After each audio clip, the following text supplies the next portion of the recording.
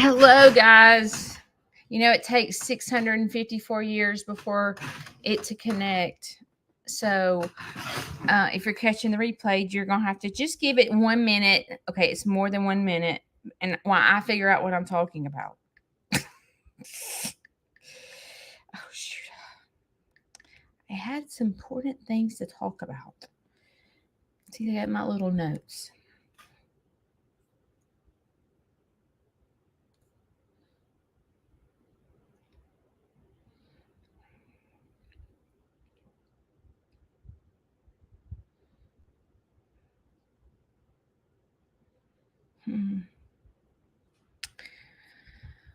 Okay.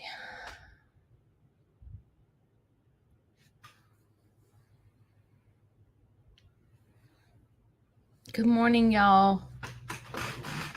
Is somebody in my driveway?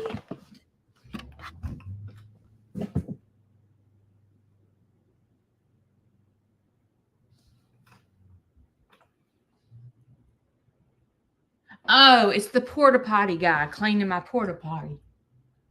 I was like, who is in my driveway at 7:00 in the morning? Thank you, Strickland Porta Potty, for cleaning the porta potty. We needed it. I didn't know he came this early. This lady, I was outside on the phone with somebody. I can't remember who. And someone pulled in the driveway. And sometimes that happens, and I don't know who they are. And so this lady pulled in the driveway and she was like, "Is there a field trip today?" And I was like, no. And she was like, "I have that. I'm with the church." I said, "Your field trip is Friday." And she had her little kid in the car excited about coming to see the piglets. And if I wasn't in a hurry, I would have taken the little girl out to the farm to see the piglets and not had her wait till Friday. But yesterday I had to take Larry, and so I didn't have time to go take her to the piglets, and I felt really bad because this little girl sitting in the back seat, excited to be at the farm, and her mom had the wrong day. I said, "Honey, your field trip is on Friday." I was like, "Go have you some coffee." Go have some coffee, Mom. It's the wrong day. So, sometimes things like that happen. I was one of those parents that got the field trip wrong. So I could totally relate. Totally relate. Okay, let me stretch. Okay. Yesterday was not so bad, believe it or not. Okay, I'll tell you what. Leaving here was terrible. Larry, if you don't know what I'm talking about, my stepdad went to the nursing home yesterday, and so when he was getting out of the car, he was leaving the house to get in the car to leave. I don't know why. I think I know why, but he was walking out and he couldn't make it to his car. So he went to Kayla's car and he was holding on to the trunk. And I was like, "Why is he at Kayla's car?" And he always, Kayla and him always go in his car. So I was trying to figure out why he was at Kayla's car. But then I realized when I saw him, he was out of breath and he was off balance. And he was just going to the first thing that he could grab. And the first thing he could grab was Kayla's car. So he was standing at Kayla's car and he was trying, instead of trying to, when he's having this little episode, and instead of stopping, trying to get your equilibrium together, he's trying to show Kayla and I that he's not off balance. So he tries to continue to walk instead of sitting there and holding on and go, "Let me get my balance because I'm off balance." He tries to keep going. So he was trying to walk from Kayla's car to his car, and he was all off balance. And I was like, "Stop." So I held his hand. I was like, "Stop. Stop. Catch your breath. Get your equilibrium right. and just sit here for a minute. And I was holding on to him because I knew he was off balance. And he kept trying to want to walk instead of listening to what I said. He was trying to prove to me he was not off balance. So he wanted to walk to the car. And I was like, no, you're not walking to the car. You're going to sit here and catch your breath first and get your equilibrium right. So then I helped him to get to the car. And when he got to the car, he goes, can I just stop and look around, because this will be the last time I see it. Kayla lost it. I lost it. It was the saddest thing. I said, no, it's not the last time you're going to see this place. No, it's not. Like, no, it's not. You're going to have to go to rehab and kick some booty tail and get better. Like, let's figure out why you can't walk. Like, you know what I mean? Even if you lived here, you can't go out there because you can't walk. So, like, that was horrible. I don't even know what I haven't even asked Kayla, because Kayla drove him. So I haven't even asked Kayla what he said or how it was, which, sorry, Kayla, that I have not done that. But I drove in the Jeep because we had so much medical equipment. We had oxygen tanks and a condenser and wheelchair and walker. And so it took 2 cars to get his stuff there. But y'all, when we got there, he had such a positive attitude. He was super nice to the nurse. Of course, he's always nice, but he wasn't scared. He went into his room. Now, I will say he did not want me to unpack his clothes. He wanted to leave the clothes in his bag. But he does that at my house. He likes to, I don't understand it. He likes to live out of bags. He did it at his house. He did it at my house. So he's not wanting to not unpack his bag because he's there. He does that.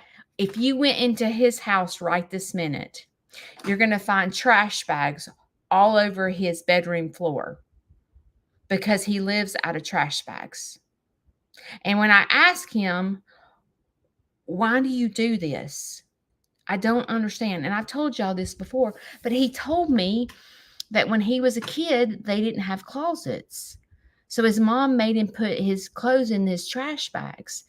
And when he told me that, I was like, oh gosh, I feel so bad. Like, because he's my stepdad. So I don't know what his life was like growing up. And so when he told me that, I felt so emotional because I was critiquing him for living out of trash bags. And then I called his brother and I said, oh my gosh, let me tell you what happened. And I told him, he said, Judy, we had closets. Our chores were to put the clothes in the closet. We hung them up. We had dressers. And I was like, here he is. I'm bawling my eyes out because he's telling me that his parents didn't have closets and he had to live out of trash bags. And I'm just bawling, feeling guilty for getting on to him for living out of the trash bags. Meanwhile, what he's telling me is not even the truth. So I have to help him transition to not live out of bags. It's strange, but I think maybe that's part of his dementia. I'm not really sure, but anyway, he did really well. He had a positive attitude. I was able to leave there and not cry because he was so confident. But when I got there, I had a meeting with the social worker. And I asked them, about him having therapy and figuring out why he's off balance, like getting the doctor to look at him and so forth. And she said, well, he's on hospice. And I was like, yeah. And she was like, so we will not be doing. They will be doing, I forgot the word. It starts with R. Not respite therapy. Maybe it is respite. It's not physical therapy. It's some other kind of therapy because he's on hospice. So I was like, what? What? Stop. Back up. Wait a minute. Wait a minute. Restorative therapy. But I was like, wait, what? Stop.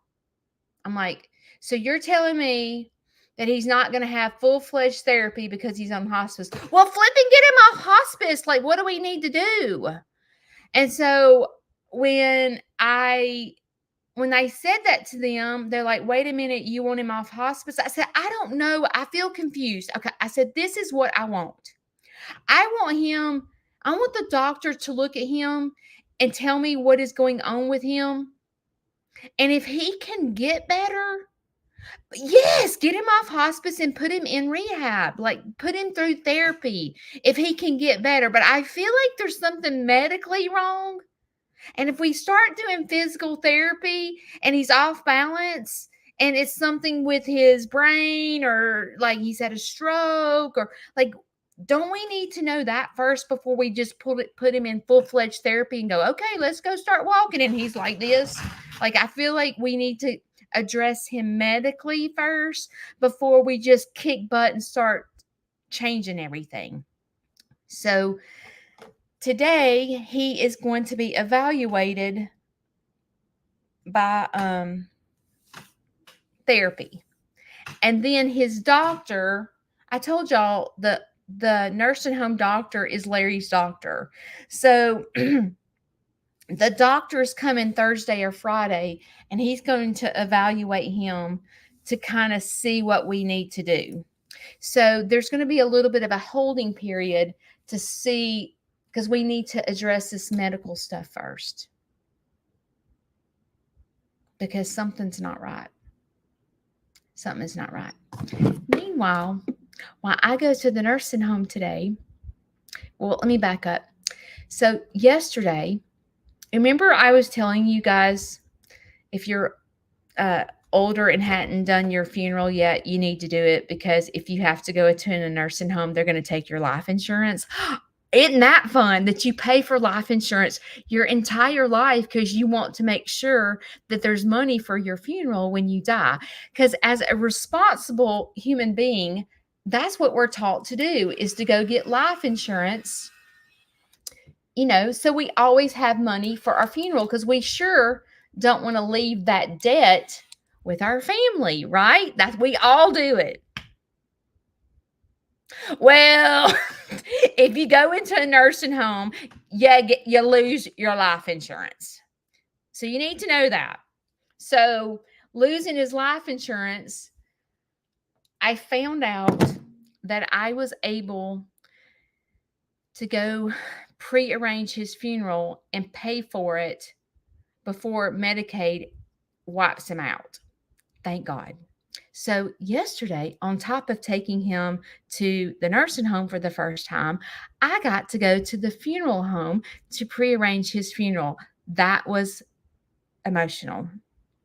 I felt very overwhelmed taking him to the nursing home and then going to plan his funeral. It felt like the most morbid, terrible day in my life. And it was something that I did not want to do, but I was forced to do that, because if I don't do that, they take the money. So, but I will tell you that I picked out this casket.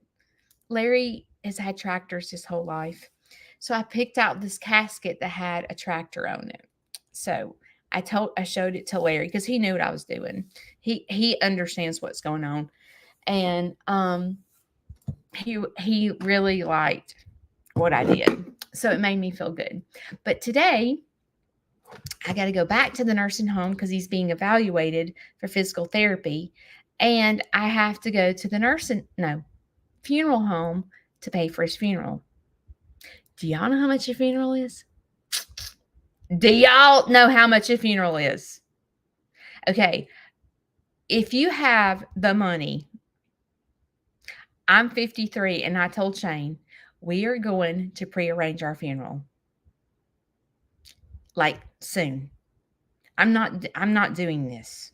We are going to do that because if the more you put it off, the higher the price gets. So if you go rearrange your funeral at a young age, then it's less money. So I told Jane, I said, I have learned a lot through this process, and you and I will go prearrange our funerals ASAP. So anyway, it was, I got a basic little package. It was nothing fancy. As a matter of fact, Larry told me that he didn't want to have a service. He wanted to do the service at the cemetery. So it's cheaper to do that, I guess. So the viewing will be the same day as the funeral, and then the funeral will not be at the chapel, it will be at the graveside. Okay, I got the basic casket, the basic vault, but I made sure they seal. So it wasn't the cheapest, but it was the cheapest of the sealed vaults and casket. $11,700. $11,700 to bury and have a basic funeral.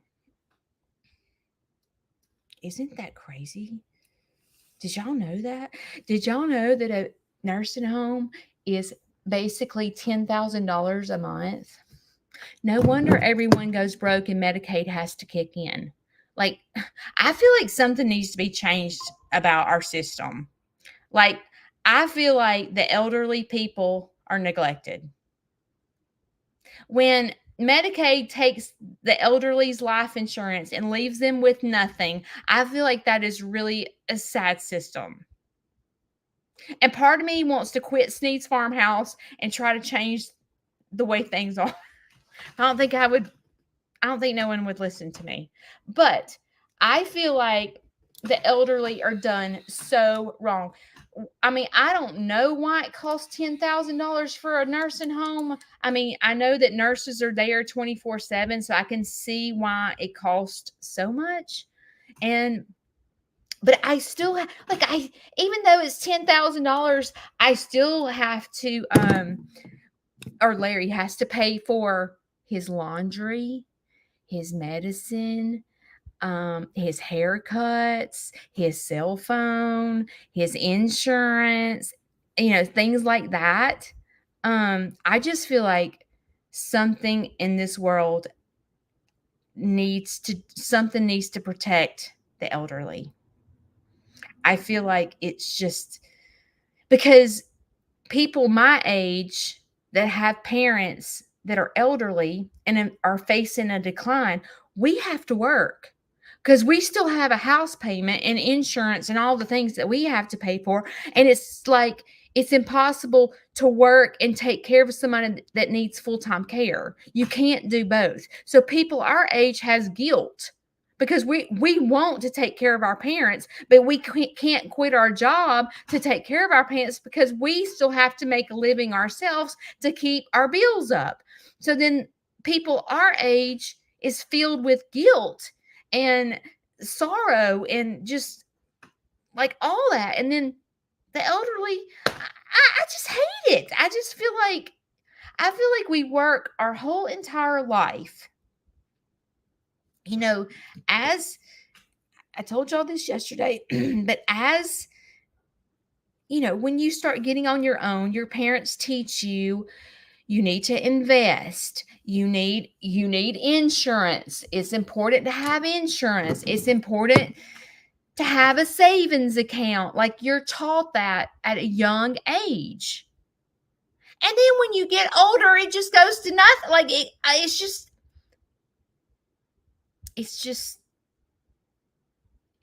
sad to me that someone works their whole life to die.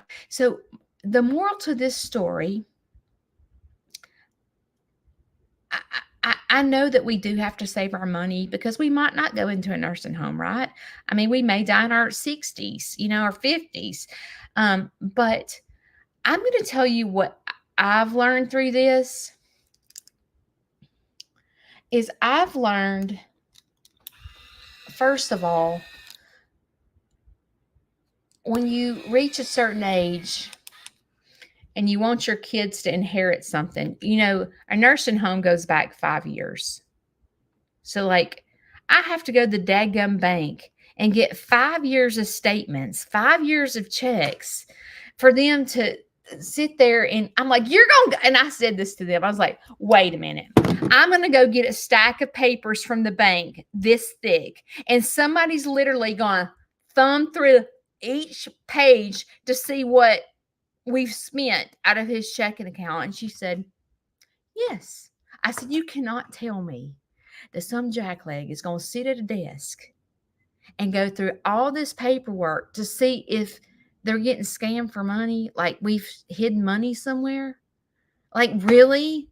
That seems so silly to me. But she said, yes, there's people they hire to literally thumb through all that thick paperwork of 5 years of bank statements and cleared checks. Yes, they go through every bit of it. And I'm like, I literally feel so sorry for the person that has that job. It's like, I can't even imagine how terrible that job is, to sit there and try to catch someone in a scam. Well, first of all, prior to 5 years from now, like 5 years ago, nursing home wasn't even in our brain. Larry was 70 years old. So nursing home wasn't even so when Larry was spending money for the past 5 years, do you think in our minds we were thinking, oh, we need to be careful, the nursing home's going to be looking at this? No. Okay. Am I really, if they come to me and say, there was $1,200 taken out in 1964, could you tell me where that money went? Do you have a receipt for it?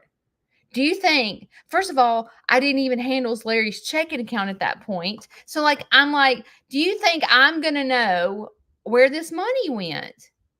Do you think that we have receipts for the past 5 years of every dime that he has spent? No. As a matter of fact, when Larry came to live with Shane and I,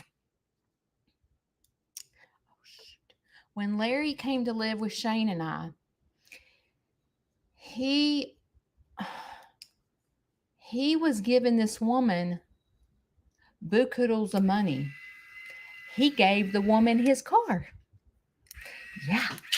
And that's when I realized, and I figured it out by mistake, because I was on his account and I went to the bank to make a deposit because I never looked at his account. I had no reason to look at his account. I'm not nosy Rosie. Even though I was on his account, I never looked. And they accidentally put my check into Larry's account. Well, when that happened, it prompted me to go create an app to see where the money went. And so when I did that is when I realized that a $300 check was being written every other day to this lady. So then when I went to the bank to go, could you please tell me how many, like, can I get all the checks that have been written to this lady? And for 4 years, he was giving this lady $300 every 2 days. And when I went to him to ask him why he did that, well, she needed money for her utilities.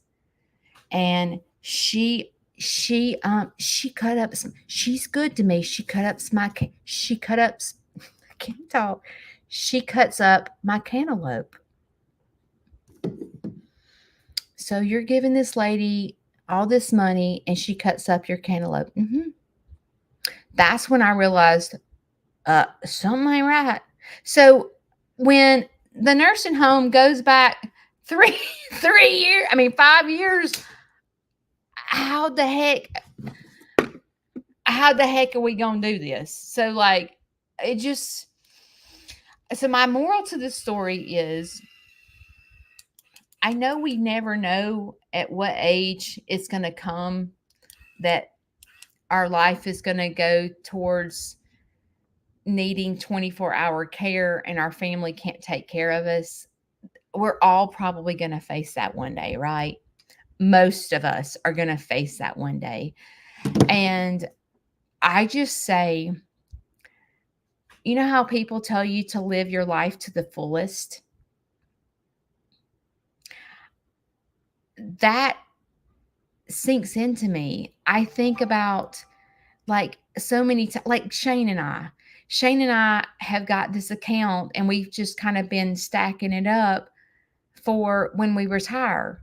And my mother did the same thing. My mother had this retirement fund that she was stacking up because she was fixing to retire soon. And guess what? Before she retired, she had a massive stroke and never got to use any of that money.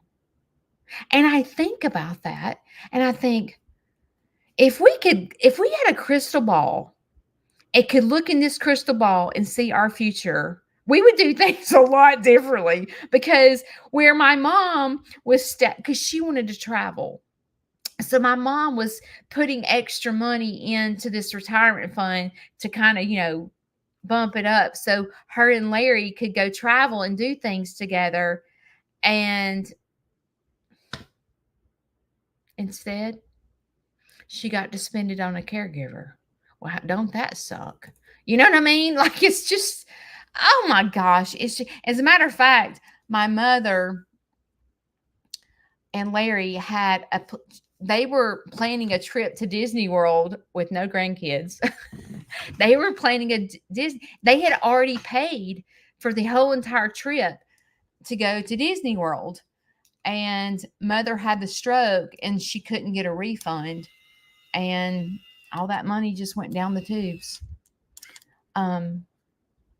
It's hard to know how to spend and save your money because you have to plan for a disaster.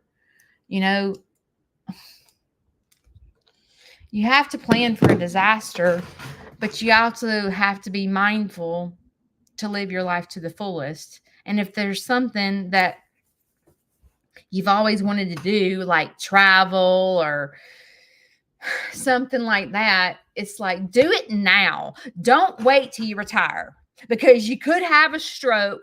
If you're wanting to go to Greece and you're like, I'm going to save my money and go to Greece when I retire. No, don't do that. Do it now, because you don't know your future. And I just tell you to live your life as though it's your last. And if there's something that you've always wanted or always wanted to do, don't wait till you retire. Don't do that. Go do it. Go do it. I say go do it. I mean, I know you have to have a little nest egg, because like I said, you may not ever go to a nursing home, but freaking do it. Go get your plane tickets and go do it. If you have the money right now, do not wait till you retire. Go get your vacation time, put it in work, and go to Greece. Because you don't know your future. And many people plan for their retirement. Even Shane and I. Shane retires in 4 years. And we keep saying, when we retire, we're going to do this. When we retire, we're going to do this. No, we need to do it now. And I told Shane that. I'm like, we don't need to wait 4 years to say we're going to do this when you retire. We need to do it now, because we don't know our future.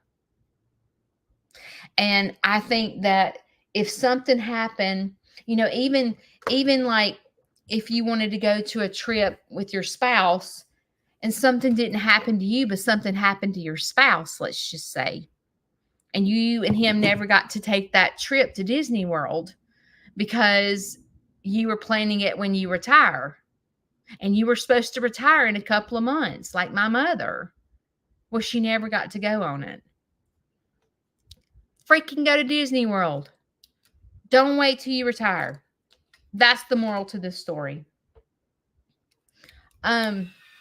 Today, God love Kayla. Today is Wednesday, and today is the day the group home comes. In addition to the group homecoming, the group home has, I guess you call it adolescent center as well. It's a part of the group home, but I think I'm not sure if they live there or just come for daily, like, kind of activities or whatever. But today, while I go handle all Larry's stuff, Kayla is handling the field trip with the adolescents and the adult group home. So she is going to be juggling all this by herself. God love her. And I hate that I'm having to leave her by herself, but I know she can handle it. Kayla's got this. Kayla's a strong little cookie. She is. And there's a lot of workers that come with them. There's like a worker sometimes with one specific person. So I know that Kayla will be able to juggle Sneed's farmhouse without me. And I'm very, very, very, very, very thankful that Kayla is strong like that. I know she can do it. And I appreciate her so much. So I'm just going to tell you that she does have a Facebook page. She doesn't have a YouTube page yet. But Kayla, if you want to put your Facebook page up here. But it's Sneed's Farmhouse Through the Eyes of Kayla. And it's called Sneed's Farmhouse Backup Dancers. And it's Kayla. It's what Kayla's life is like. I mean, you see her whole life. As a matter of fact, she put a little bit of her testimony this week. Many of you did not know her testimony.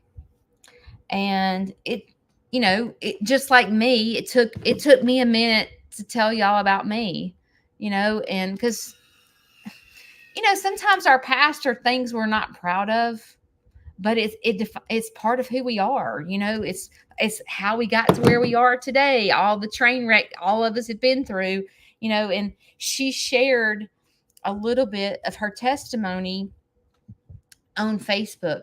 I'm trying to talk her into getting a YouTube. She ain't there yet. Okay? She ain't there.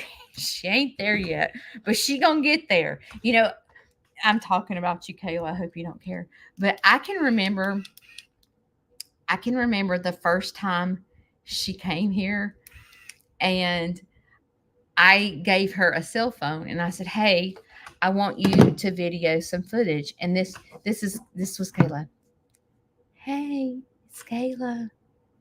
I'm at the farm today." She was really soft-spoken because she was shy behind the camera because she's never done that. If you've never filmed or ever gone live before, you feel kind of weird. Like I did too. I if you go back and watch my very first YouTube video, train wreck. Like maybe I was soft spoken. I don't remember. I have to go back and watch it. But you're totally different in the beginning when you start filming. But then the more you film, the more you get confident. And so like your voice, your tone changes. So instead of going, "Hey, hey guys, it's Kayla," it's like totally different. And YouTube is totally different from Facebook because Facebook, she's kind of gotten to know the people on Facebook. But YouTube takes a lot of effort. Like Facebook, you can just record a 1-minute video and upload it and it's fine. YouTube, you can't just upload a 1-minute video. You have to go to an app. It costs money. You have to pay for the music to it. You have to pay for all the things that are involved in it. Like there's a lot involved in YouTube, and it does cost money to get it to where you're going. And it takes hours to y'all may not realize this, but it takes a while for us to edit those videos. We have to go through all our content and figure out what the heck we're going to do. Sometimes I'll edit a video and then at the end, I'm like, what the crap was that about? Like, what the heck? I don't even know what this video is about. So when you're trying to come up with a thumbnail to title your video, and then if we jack up and it's not something that y'all want to watch, our thumbnail reflects whether you watch our videos or not. If it ain't something catchy, y'all ain't gonna watch it. So we're like I'm like, okay, I just edited this video for 3 hours and I have no idea what it's about. No idea what it's about.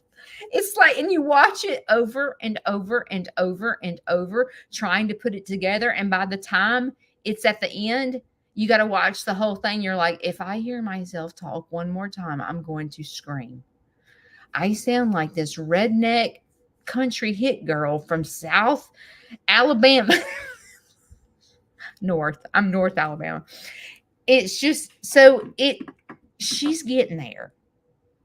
She just ain't there yet. So y'all be patient with her. You YouTube people, be patient with her. She's going to get there. Just one step at a time. We just now did Facebook. So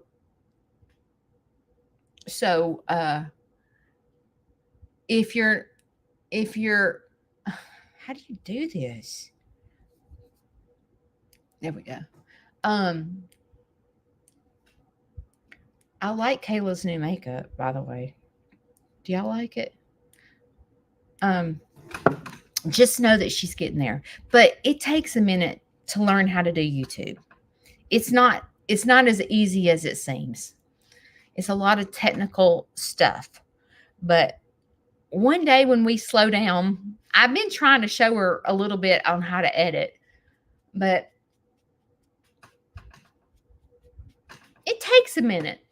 So if you're on the YouTube side, just know that she'll get there, but she ain't there yet. But if you want to follow her on Facebook, if you're a double dipper and you do Facebook and YouTube, you can go to her Facebook page. Okay. This is what I kind of want to talk about today. So, how do I say this? I have someone in my life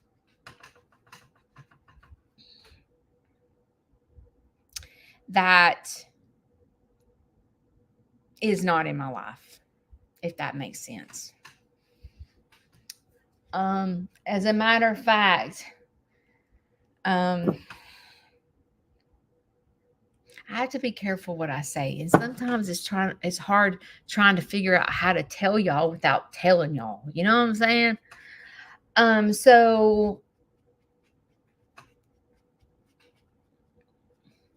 I have a person that has a hard time trying to figure out how to say this.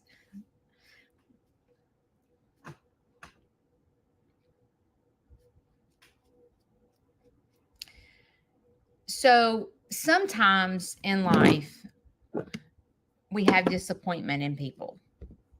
I'll give you an example.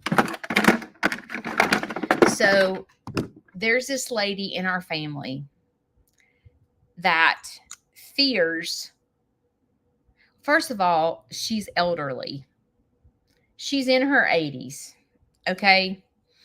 And she got to the point where she did not feel comfortable keeping her great grandkids.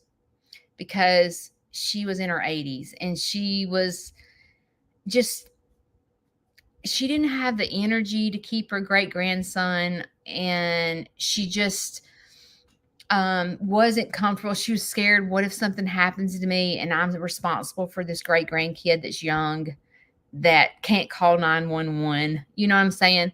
So she got to the point where she said, I can't keep the great grandkid no more.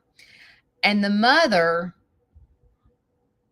took it as if she didn't want to have anything to do with the great grandkid. Well, as time has gone on, she's grown in age. So now she's in her upper 80s, and she's gotten to the point where she does have anxiety. This 80-year-old, she does have anxiety being in crowds. So like when it comes to birthday parties, did you get your protein? When it comes to birthday parties, our family gatherings, our Christmas, or things like that, she avoids it. The lady, that 80-year-old lady, she avoids it because she just can't do it. And so her granddaughter takes that as, Mama doesn't want to come to the birthday parties. Mama don't want to keep my kid. Mama's not involved. She doesn't have Christmas anymore. She didn't care. She doesn't care about my kid. She doesn't come to the birthday parties, nothing. And she doesn't care. So the granddaughter now has nothing to do with her. She didn't call her. She didn't go see her. She literally has nothing to do with her. And in the moment when all this was happening, I could totally see where the granddaughter was coming from, because I was like, she doesn't come around. She doesn't do Christmas anymore. She doesn't come to birthday parties anymore. She does nothing. And I could see where the granddaughter felt like she didn't care. I get it. Like, I could see that. Like, because I think back when I had kids, and I had a birthday party for my kids. And if my mother or my grandmother wasn't coming to my kids' birthday parties, I would probably think the same thing. I would probably think she doesn't care. She doesn't care about my kids. She doesn't give him gifts. She does nothing. She does nothing. And sometimes when you're young and you haven't been in their shoes to know what it's like to be 86 and have fear being in a crowd, you begin to pass some judgment, and you wear your feelings on your shoulders because she never comes to my house. The only way I can see her is to go to her house. She doesn't call. She doesn't initiate a phone call. She does nothing. She doesn't give my kid gifts. She doesn't even give me gifts. She doesn't even tell me Merry Christmas. So, like, as a young person, you sit here and think she doesn't care. So why should I call her? Why should I go to her house? She does nothing for my kid. She does nothing for me. So why should I make the effort to go to her house? Or why should I do that? Why? And as I'm getting older and set in my ways, I'm starting to be able to relate to this 80-year-old woman. And I sit here and I think about it. And sometimes, as a granddaughter or a mother, we're very protective of our kid.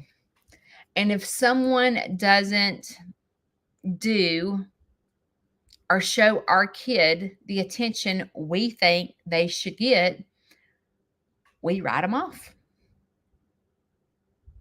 They don't care about my kid, I ain't going around. If they're not going to make an effort to come to my house or call me on the phone or give my kid a gift, I'm not going around.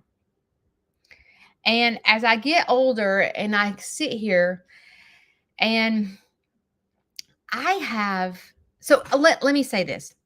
If you have a family member that is like this 85, 86-year-old woman that never calls, she never goes to birthday parties, she doesn't give you a Christmas present, she doesn't even give you a Christmas card, she doesn't even say Merry Christmas, she doesn't if you have a family member like that, I want you to listen to what I'm saying and let's go down this little path together and try to break it down.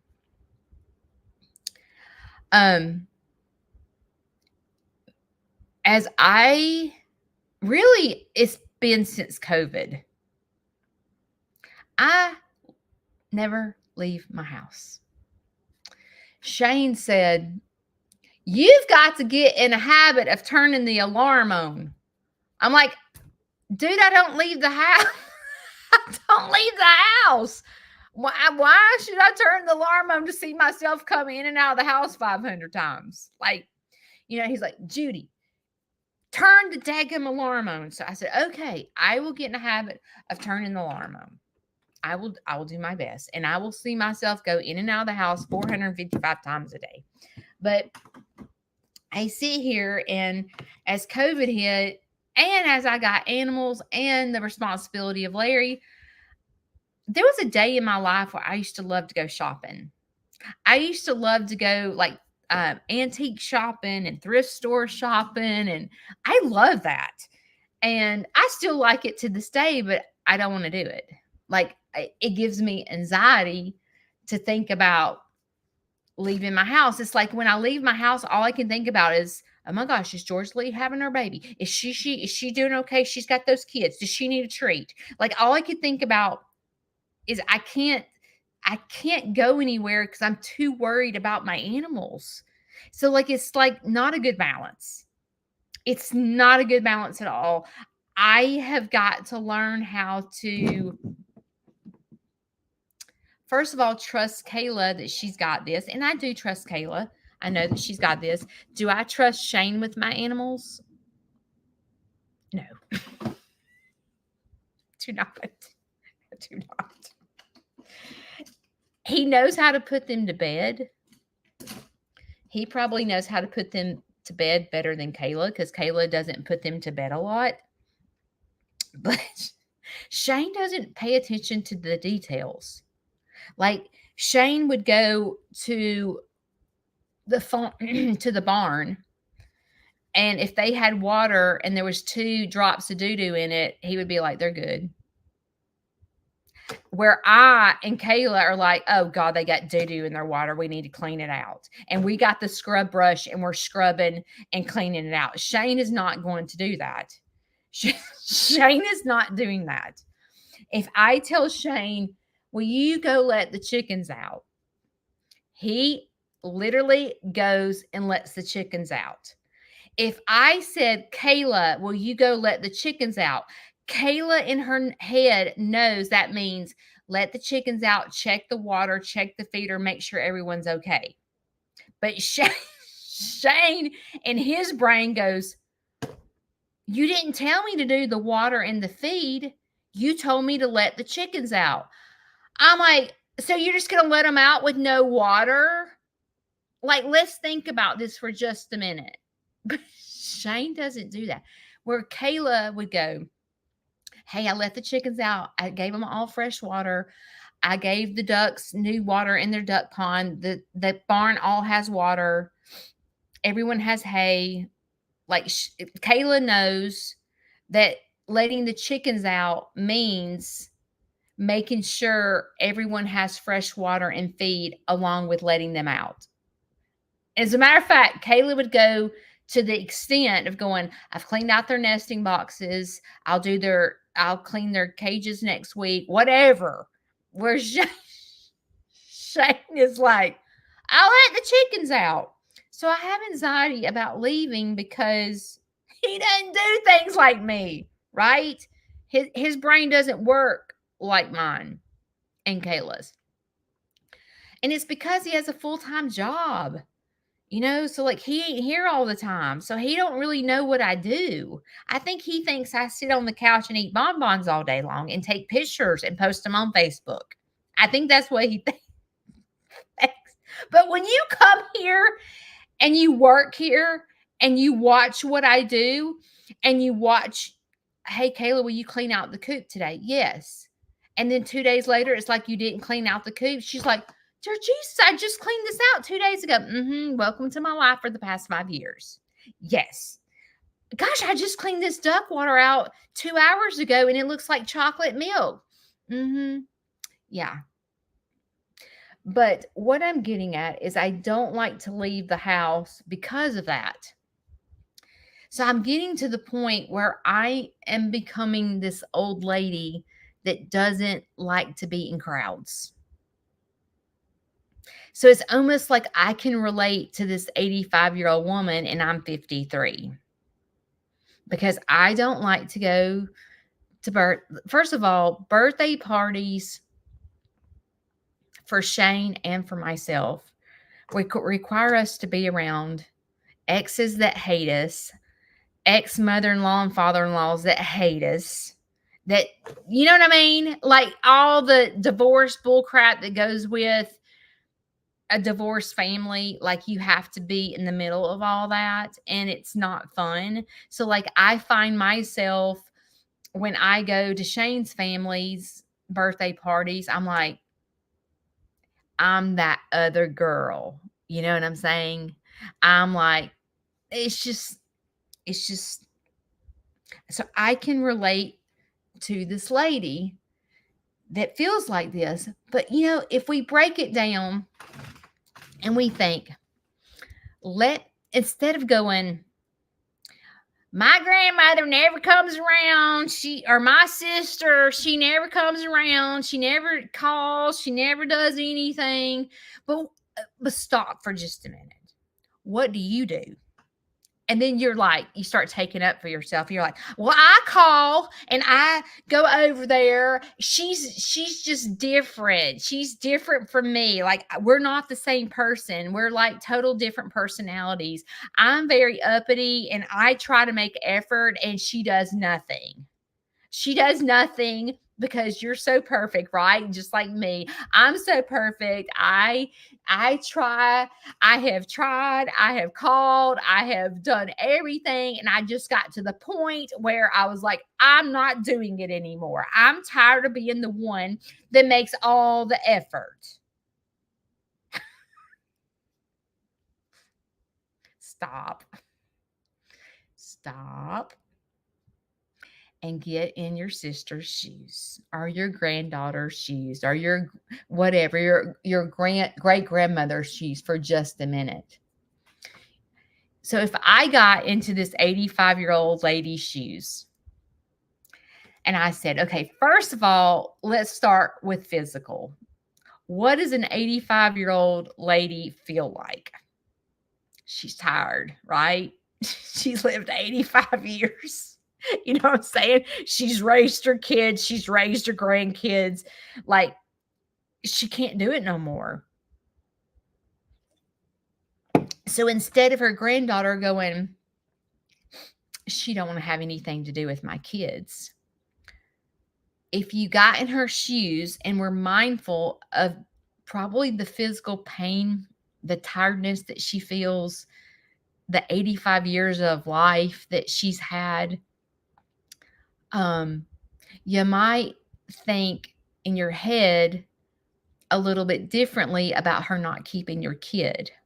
So instead of going, doesn't want to have anything to do with my kid, actually, she really cares about your kid because she's thinking in her head, if something happens to me, I would die if I had a 2-year-old running around. So instead of going, she won't want to have anything to do, she won't even keep my kid anymore. If you got in her shoes and broke it down, you would see that she loves your child and she cares enough about your child to not put them in that situation. She's being mindful of her age, and she's not comfortable keeping a 2-year-old. Also, if you break it down, like if you know, mom never comes to nothing because she has freaking anxiety and she didn't want to get around crowds or whatever. My sister, she's a train wreck, like whatever, whoever you're relating to in what I'm talking about. You sit here and you find yourself just, you're tearing them to pieces. You're just ripping them a new. She's got mental issues. She don't come around. She's crazy. You like begin to judge this person that never comes around. Hang on.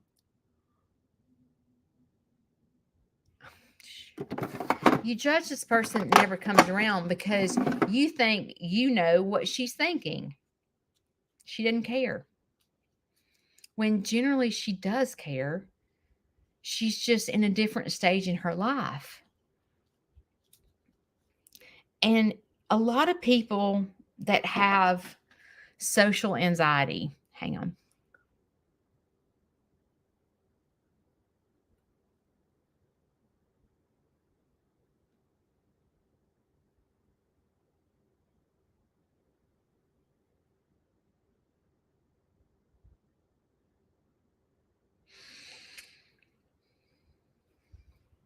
A lot of people that have social anxiety, if you don't have social anxiety, you have no idea what the person's going through. And you become very judgmental because you think they don't care because they're not coming around to the Christmas parties and they're not there.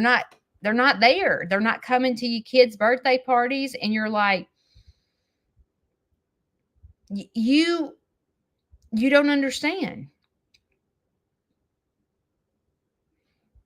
And when you don't understand, all of us, when we don't understand something, we're trying to figure it out. We're coming up with scenarios, just like me with Larry. I'm like, why isn't he telling me that he's dizzy? Why can't he tell me something's wrong with him? And then I sit here and play scenarios in my head. Is it because he's lazy? Is it because he doesn't want to burden me with his problems? Is it because he has dementia and doesn't understand? Is it because, like, what is it? And you start making assumptions on what you think is right. Because we're all looking for the answer why great grandmother doesn't come to the birthday parties. She's lazy. She doesn't care. It's because she's the step grandmother. She's not the real grandmother. Hang on. We play these scenarios in our head because we're trying to figure out the answer to why Grandma Jones will not come to the birthday parties anymore and why she stopped having Christmas. And if you stop, when you have a family member that stops coming and stops having things and stops coming around crowds, if you stop for just a minute and get in their shoes and go, okay, does she really not care? I mean, come on. She cares. She's been in their life she's been in this grandkid's life her whole life. Even though she's a step grandmother, she was a step grandmother way before the little granddaughter was even born. So she's really not step. She's known her whole life. So like when you start breaking things down and going, what is going on with grandmother? Why is she not coming to anything? And you quit when you quit trying to figure out why per se, and how do I put this? When you try to get into her shoes for a minute, and first of all, acknowledge her age. She's 85. So at 85 years old, chances of her coming to you are slim to none. Right? So you're probably going to have to take that great grandchild to see her. And for the granddaughter, it seems like I'm doing everything. I'm having to call. I'm having to go over there. I have to go get the gifts because she won't come to the birthday party. It feels one-sided. It does. When you have a family member that doesn't reciprocate what you do, it's hard. It's like if you are constantly calling and that person never calls you, or you're acknowledging her birthday and she never acknowledges your birthday, it feels one-sided, and then you find yourself wanting to stop. You find yourself going, this is all one-sided and it's wearing me out. Like, I can't change her, so I'm just going to go away.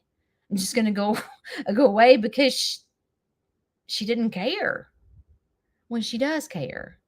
It's just she's at a different point in her life. And so sometimes, hang on.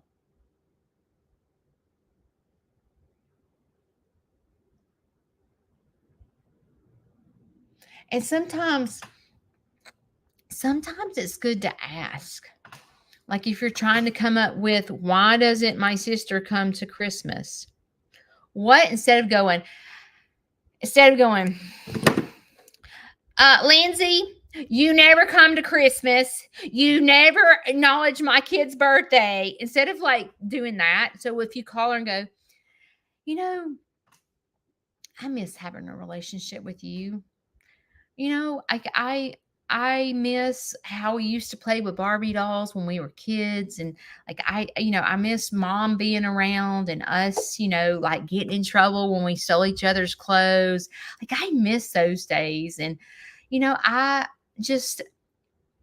want you around. So would it be easier for us if we had Christmas at your house? Or like, what can we do differently? What can we do to build our relationship back? Because I miss my baby sister. Instead of going, well, I do this and I do that. Like, say, instead of like attacking them, if you go in gentle, and you may be that person to go, I've already tried that, it didn't work. You may say that. Sometimes it just doesn't work. Sometimes you never can mend the relationship, and you have to get to acceptance and go, I have to accept that I'm never going to see my brother again. And I have to accept that he's sick, and I have to accept it. Because if I sit here and try to call him on the phone and say what I just said to you, it's a dead end. And sometimes that happens, and you have to get to acceptance and go, I accept that my sister's never coming at Christmas. And I feel sad, and I feel very mad at her. Just like the granddaughter may be going, I have to accept that my great grandmother is never coming to my kid's birthday party. I have to accept that. And I have to accept that if I want to see her, I have to go to her house and I have to call her. And it does wear you out. When you're the one doing it all, it will wear you out. It will. And you have to, this is how I try to think of it, is if that person died today, do I have regrets? So if your sister died today, would you have regrets? Would you have regrets what you say to her, how you act towards her? Would you have regrets? And if the answer is yes, you need to go fix you. You need to go fix the way you react to her. You need to be more mindful of her, why she does the things that she does, because she is different from you. So you have to be mindful of that.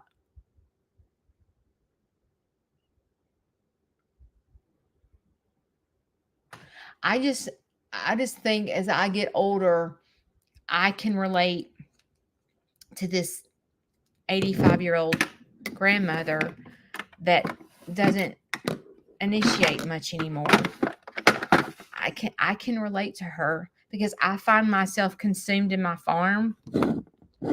And when I'm consumed in my farm, sometimes I forget about the outside world But I usually get consumed in my farm because if I don't, I get consumed in things I shouldn't get consumed in. And I find myself all in my kids' business. And then I'm preaching to them and telling them that they need to do this and they need to do this and they need to quit doing this. And I find myself all in their business. So I found that I'm much healthier when I'm in my own lane and I'm worrying about my own problems. And so I try to distance myself, but not distance myself, because I'll find myself consumed in,